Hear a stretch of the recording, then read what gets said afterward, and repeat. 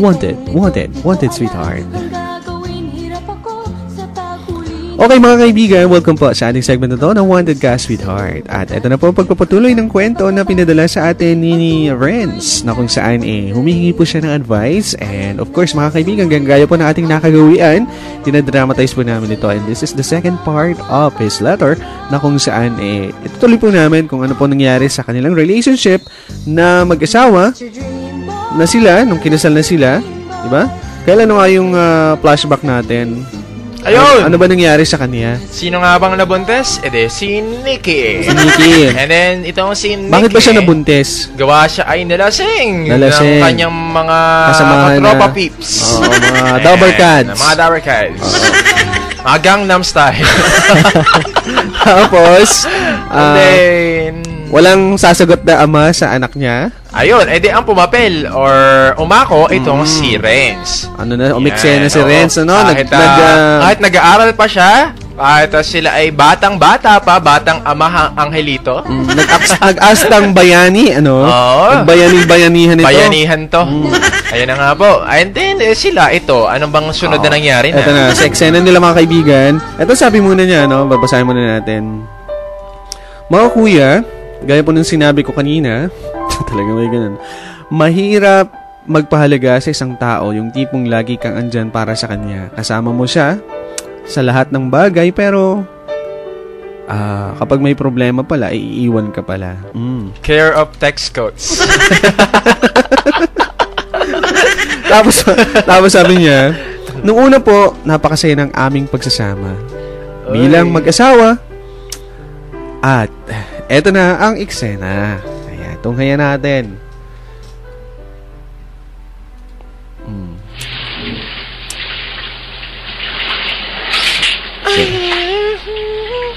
Sarap maligo. Sarap. Han, nandiyan ka ba? Oo, andito ako. Pakilabot naman ng towel ko, please. Sige, ito. Ay, bilisan mo ha. Kasi nasi-CR ako eh. Nagbubuhos na nga. Teka lang. Bilisan mo. Jorbox na ako eh. Tagal mo naman eh. So baby pati kaya patimplahan ng gatas. Teka lang. Ito na. Tapos na ako. Ako naman. Kanina pa ako naghihintay. Ano ba yan? Ano ba yung baho? Ay! Ano ba yan? Bastos mo naman! Ang baho! Maligo ka na. Iyaan mo ko dito. Baho! Tapos na ako. Sige na, ikaw na. Mag-shower ka kung gusto mo. Upo ako dito. Ba yan? Imbornal! Mahal naman. Siyempre. Baby, teka lang ha. Bibisang si Mami. Baby, teka lang ha. Sige, laro ka lang. Babe, yung towel na iwan, toothbrush, yung pang-ahit ko, yung pang-shave ko dyan. Ano ka ba naman? Oy, bilis naman malilate ako sa trabaho ko eh. Teka lang, nabibis pa ako. Okay, babe. Alaga mong natin ha, baby natin ha. Okay, sige na. Okay. Pasok ka na ha. Pasok na ako, baka malito ko wag ka na pasabit-sabit kung saan. Oo, siyempre. Siyempre para sa baby natin. Alam mo naman, mahal ko yung baby natin na yan ha. Sige na. Bye-bye na, baby. Bye-bye. Kiss na si daddy. Cute. Cute talaga ng baby natin, mahal. Sige na, bye-bye. Bye-bye. Sige, mamayang hapon, bibili kita ng paborito mo. Ano? Mag-alala, yung chicken dyan sa labas. Sige, samahan mo na rin ha, ng apple. Sige. Thank you. At sa trabaho mga kaibigan, ito ang sinasabangan nitong si Renz sa araw-araw. At ang sabi niya mga kaibigan, araw-araw po mga kuya para akong mauutas. Dahil nga po nahihirapan ako sa trabaho, kulang na nga ang pangsweldo, kulang na ang sweldo, may mura ka pa sa amo. At pambili ng gatas, kailangan laging maitabi. Ayan. Okay, ito na yung sinasabi natin. Hindi lahat saya, no? Okay, ito, eksena. Usapan na sa trabaho. Ayan. Sakit na ng likod ko. Ang hirap naman ito. Ano kayong gagawin ko? Naku, tapos mamaya, pag nakita ni boss na nakatigil dito, naku, mura na. Pare, pwede bang ikaw muna dito kasi Pare, pasensya na. Sakit ng likod ko talaga. Hindi ko Sige na, kaya. sige na. Mahirap pala ganito. Kanina ka pa diyan nagtatrabaho? Sige na, ikaw pahinga ka muna dyan. Ako na muna dito. At dumating si boss, nahanap si Renz. Renz! Uy! Ano ginagawa mo dyan? Buti ka dyan nung nakiga lang ha? Ay, sir, sorry, sobrang... Sineseldohan ka namin? Bakit ka ganyan ang ginagawa? Sir, sorry po. Sobrang sakit po talaga ng likod ko. Anong palusot yan? Di ko po alam, parang may sakit na yata po ko. Pwede po bang mag-update na lang po muna ako. Hindi pwede, marami na gagawin. Kung Renz ka ha? Oo, sige sir, sige. Hayaan mo siya magtrabaho dyan, huwag ka dyan mangilap. Pabali na lang kasi kailangan pong panggatas si baby. Ang balik ka dyan, magtrabaho dyan. Kulang pong gatas. Wala akong pakalam. Sungit ng masungit po yung boss. Muwi na ng bahay ito si Renz. Yan, lulugo-lugo. Mahal, hirap talaga magtrabaho. Bakit? May problema ka ba? Sermon na naman ako ni boss. Pinaliguan na naman ako ng katakot-takot. Sinabon na naman ako dahil tamad daw ako. Lahat ng ginagawa ko, all around ako doon. Tapos, dito ba na binibisan na sweldo niya sa akin? Siya nga itong... Halika na. Gahaman sa salapi. Lasa kanya na nga. Tama na. Calm down. Okay, Buti pa pagtimpla mo na lang muna ako ng ano. Pagtimpla mo na lang muna ako ng malamig-lamig na coffee dyan. Sige na, titimpla para lumamig naman ang ulo ko. Kaya nga. Ito na. Gusto ba ng yelo? Sige. Ayan. Yan. Gusto ko yung cold coffee. Ito. May ano ako dito nga tinapay. Kainin mo na rin Tinapay lang? Wala na bang iba? Wala na Ano bang gusto wala mo? Wala bang pansit dyan?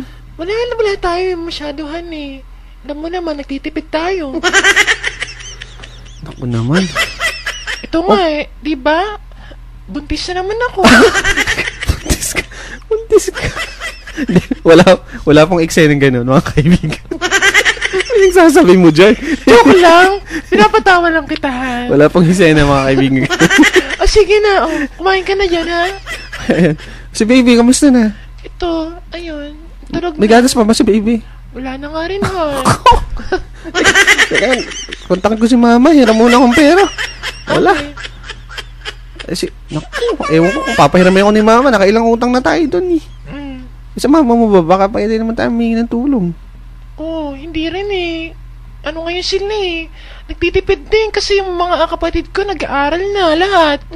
Wala na tayo maasahan ngayon. Sige na nga, manghiram na lang ako sa mga kumpare ko. Mga kaibigan, yung pong eksena, no? At isang araw, ang nangyari, ang sabi, naliligo ang asawang si Nikki habang si Renz naman ay nasa salas at naiwan ni Nikki ang kanyang cellphone at may nabasa ito. Ano kaya ang kanyang nabasa?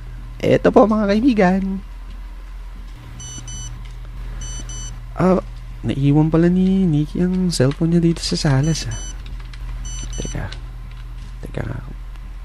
Ano bang laman ng... Bakit may message dito na walang pangalan? Nikki, salamat sa nangyari sa atin kanina.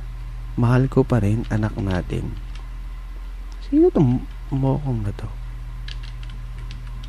Teka. Han? Ay! Ba't ba naman cellphone ko? Ano ka ba naman? Pati ba naman cellphone ko? Pinapakailaman mo na ka ba? Nikki, gusto kong malaman sa'yo. Ano yun? Alam mo, sino tong lalaki na itong text sa'yo?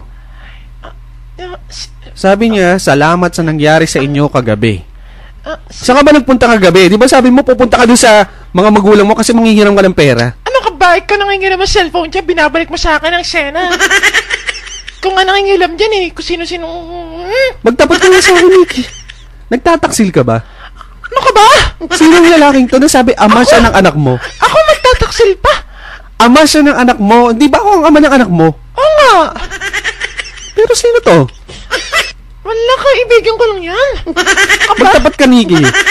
Sabi mo sa akin yung totoo. Ako ba talaga pinakasal mo dahil mahal mo ako? O pinakasal mo ako dahil kailangan mo ako? Hay, nako! Ginamit mo lang ba ako para sa maligtas ang Dignidad mo? Gusto mo talaga malaman na totoo? Gusto mo talaga malaman? O sige! Ah! Ano? Ganon! Hindi! Walang hiya mo! Bastos ka!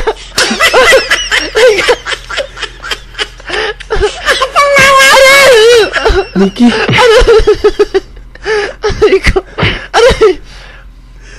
Ginawa ko lahat! Nagtiis ako. Sinakripisyo ko ang pag-aaral ko. Wala akong inisip, wala akong tinira sa sarili ko.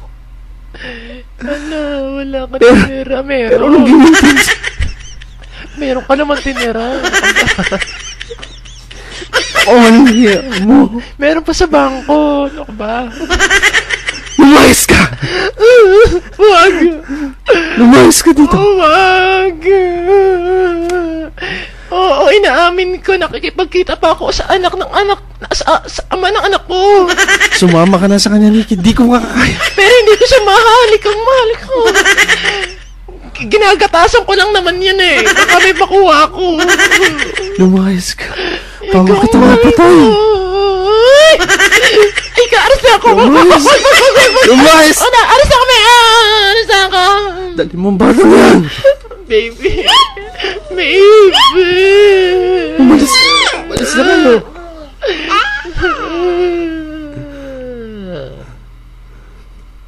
At mga kaibigan,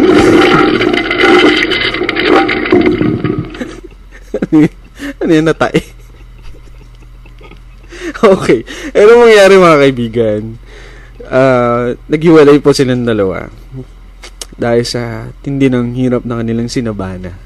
Ito po ang sabi ni pangalan niya ni Renz. Tumutulong uhog ko. Mga DJ, Kyle, Bruce, Hart, lagi po akong nakikinig sa inyo. Kahit po nasa trabaho ko. Parang gusto ko pong magsisi sa lahat ng mga naging desisyon ko. Nagpadalos-dalos po ako. Nagpadala sa bugso ng damdamin. Hindi ko na inisip kung anong kahinatnan ng aking desisyon. Kaya eto po, nagsuffer ako. Nakasal sa isang babae na hindi naman yata talaga ako minahal.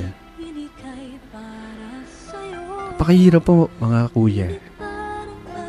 Sa kasalukuyan nga po eto ako nag-iisa. Nakikinig po sa inyo. At naniniwala akong mabibigyan niyo ako ng matinong payo kahit na puro kalokohan kayo sa radyo. Maraming salamat po sa pagbasa niyo ng sulat ko. Nikki. Renz pala. Renz po. Okay. Advice na natin si Renz. Nako naman. Wow, naman. Renz, naman. Wow, naman, Kanta-kanta si Renz ng Kung natapos ko ang aking pag-aaral. Kantahan nga natin siya. Dali. This insan. Ano yun? Andyan yun. Doon lang. Doon lang. Doon lang. Sige nga, tingnan nga natin yan. Yun nga. Sige. Wait lang ha. Meron bang video yan? Wala. No? Wala -1 lang eh. Wala ba? Wala. Ay, wala nga. Kantahin natin? Tingnan. Patay muna si Sheryl Cruz. Yan. Sige, ikaw muna. Hindi ko alam ang lyrics eh. Kayo na lang. Sa chorus na ako. Hindi ko rin alam yata.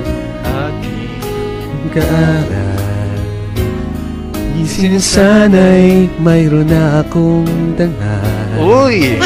Naiharap sa'yo at ipagyayabang sa panaginip lang ako may pagdiriwang. Yaman at karangyaan.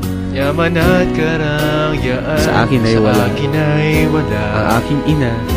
Ang aking ina. Ang tangi kong tagahanga. Hindi ko naman eh. Ay magagawa.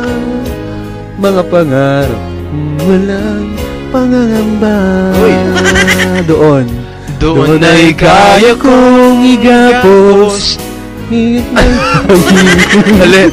Wala kaya kong Ikapos, ihip ng hangin. Doon ay kaya kong ipagbawal buhos ng ulan.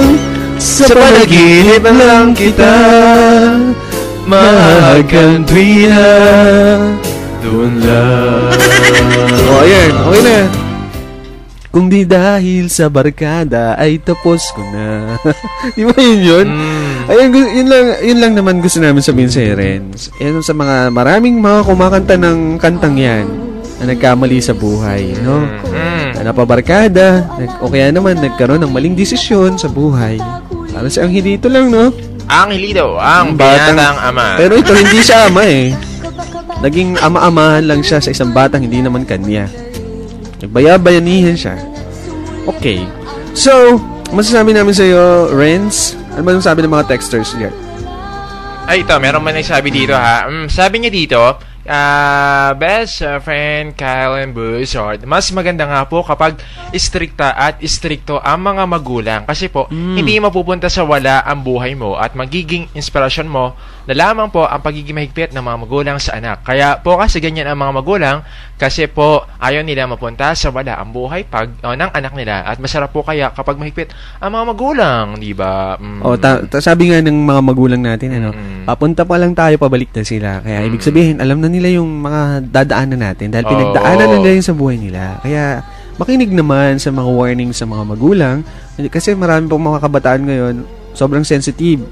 Makantinang ng konti, akala mo inapi na ng buong buhay. Ayaw, mag-aasawa na kaagad. Hindi mo iniisip lahat ng mga sacrifices. Na ako. Hindi mo iniisip yung mga sacrifices ninyo. Sabihin nyo, gumaganti kayo pero kayo naman ang napiperwisyo rin. Hindi ba kayong buntis? Kayong batang ama. Diba? O kayo mahirap ngayon. Ano? Hindi iniisip talaga eh, no? Yabang-yabang nyo, rebelde kayo. Huwag kayong mga sensitive. Maging sensitive kayo sa maganda. Hindi sensitive sa mga pangit. Huwag kayong mga negative. Mga nega kasi marami mga kabataan ngayon, ano? Nega. Mga nega. Okay. Tama naman yung sinabi niya. Pero syempre, depende rin sa mga magulang ha. Pag sobra naman, syempre, nakakasakal din over naman. Kaya dapat, meron din naman kayong puso. Hindi laging purong parang bato na kayo na parang kamay na bakal lang ginagamit ninyo. Kinukulong nyo na halos ng walang kalayaan. Sabi niya dito, ayan, ako nagkamali, aminin ko. Oo, ako nagkamali. Nagkamali daw. Lagi na lang ikaw. Dapat ikaw. Ayan. Lagi na lang ikaw, ganun. Ang pinagmukha lang palang tanga ni Nikki, si Renz. Kawawa nga. Sakit naman. Ayan, nanduloko si Nikki. Ganun talaga ang buhay. Okay. Sabi pa dito ng texter natin, mga DJ, kung ako kay Renz, okay na rin nangyari kasi nalaman niya na ganun yung asawa niya at may magmamahal pa sa kanya. Basta lagi lang niya tatandaan, may bukas pa. Ayun. Ay, nako. May bukas pa. Gusto mo ba yun ang play na? Parang kanta yan na. Bukas ba? Huwag damdamin ang kasawian. Huwag damdamin ang Wala na tayong oras, Kyle. Lagot tayo kay Kyle. Ano? Wala na tayong oras. Lagot tayo kay Rocky. Sige na, paalam na tayo.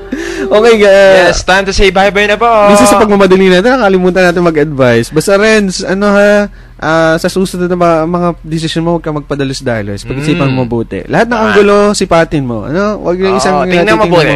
Huwag lang isang angle ang tingnan mo. Lahat ng angle. Oo, lahat yan. Triangle, front view, top view, bird's eye view, lahat ng perspective tingnan mo, ha? Obstacle. At medyo layo-layuan mo ang iyong pananaw sa buhay. That's right. So, nagkamali ka minsan, pwede ka naman bumangon. Ha? Tama yan. Okay, maraming salamat ha. Huwag kang paalipin sa sitwasyon mo. Next week, nasa Friday ba? Friday! Yung letter naman babasahin natin, yung sumulat sa atin. Sige, try natin na yun. Okay, bye-bye na po. Maraming salamat po sa inyong pagsama. Ikaw ay mahalaga sa